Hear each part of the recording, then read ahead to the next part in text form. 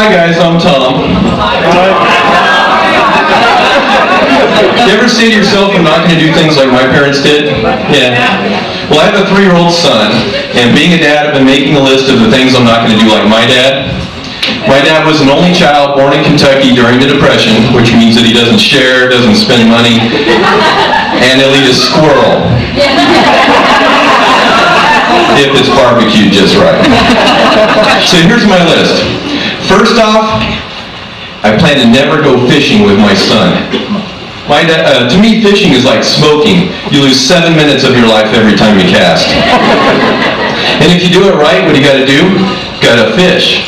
Which is like a sick, twisted biology class where not only do you cut open the frog, you have to eat it. But for my dad, fishing was his alone time, so he'd put a night crawler on my hook, drop me off on a rock, and then sneak off upstream where I couldn't find him and bond with him. You know the Andy Griffith Show? At the beginning, when Andy and Opie head out to fish, I always figured Andy would ditch Opie in the next scene. And my dad was one of these guys that was really uptight about me scaring his fish, so he made me duck near the stream so the fish couldn't see me, and we had to tiptoe so the fish couldn't hear me. So when I was a kid, I thought fish were scared off because humans were ugly. But lately I've been thinking maybe fish were scared off because I was screaming, "Daddy, where are you?" Just a guess. And next on my list is I'm not going to go shopping at Goodwill with my son. My dad buys everything at Goodwill. If they sold it, he would buy used Kleenex. And my stepmom calls the clothes my dad buys are dead man's clothes. You know why Goodwill clothes have that sweet, syrupy, slightly smell? Because you piss yourself when you die. And then someone donates your clothes for a tax deduction. Think IRS form as a Schedule P. I told my dad that if you find anything new at Goodwill, that means it was too ugly to be worn by the first owner. He didn't believe me. He bought this long brown leather jacket, still has the tags on it. It's a pimp jacket. No, really, when hookers see my dad, they flinch. All he needs is a furry fedora from Goodwill and he's in business. Maybe a cane. So as you can guess, everything I wore as a kid was bought at Goodwill. And what's worse is actually, I wore hand-me-downs from my sister whose clothes were from Goodwill.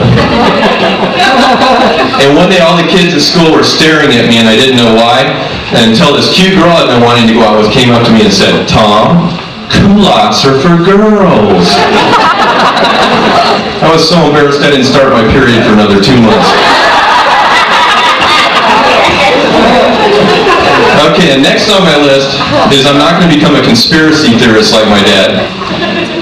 My dad believes that we should strengthen our Mexican borders to make sure that terrorists don't come in. I don't know. If that's true, then let's strengthen our Canadian borders to make sure their comedians quit sneaking down and continuing Saturday Night Live. Something's got to be done. And he also believes that the media is being taken over by liberals. And he knows this is true from the facts he gets from Rush Limbaugh, Bill O'Reilly, Handy and Combs, Dr. Laura, Dr. Phil, Dr. Dobson, Rupert Murdoch, Mike Medved, Lou Dobbs, Tony Snow now, and what was I talking about? Oh yeah, liberals are taking over the media. And last on my list is I'm not going to talk to my son about my impending death. My dad used to say, "Son, if I ever lose my mind, I want you to put me on an ice floe and shove me out into the ocean the way the Eskimos did their elders." Guess that would be his ultimate alone time. So one day I said, "Don't worry, Dad. Me and the other kids have figured out the whole deal.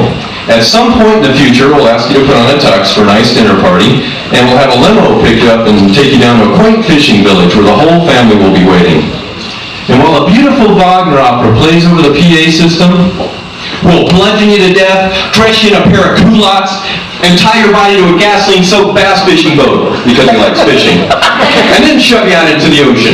No, wait, we'll have an Olympic archer fire flaming arrows at your chest, and your burning carcass will light up this huge fireworks display, and then illuminated by your searing flesh, your guests, back on the pier, will enjoy an open bar paid for by what's left of your retirement money. I said, well, Dad, what do you think? He said, wouldn't all that scare the fish?